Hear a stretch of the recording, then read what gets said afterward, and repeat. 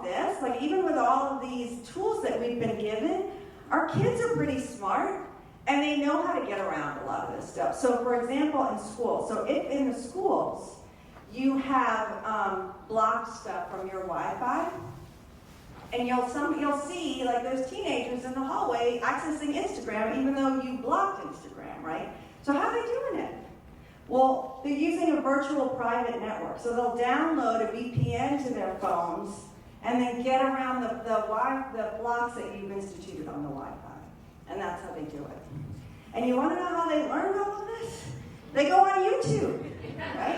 So they go on YouTube, and as soon as the first kid in the first town figures it out, it will be like across the USA and the globe in like minutes. So they know how to do all this stuff, and they know where to look for it.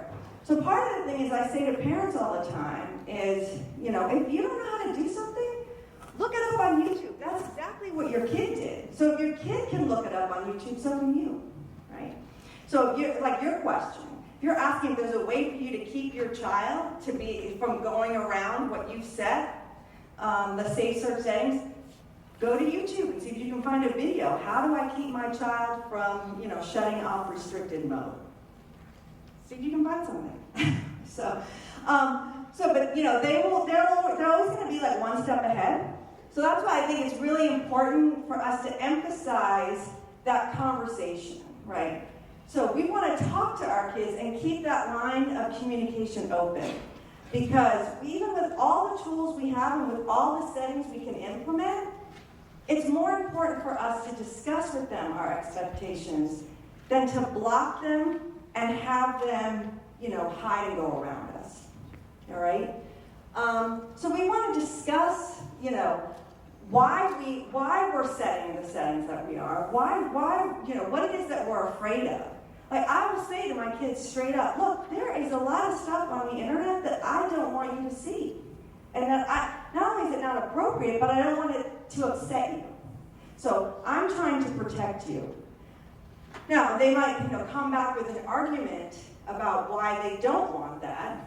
Oh, but then I can't get here, and then I can't do there, and then I can't listen to Eminem or whatever.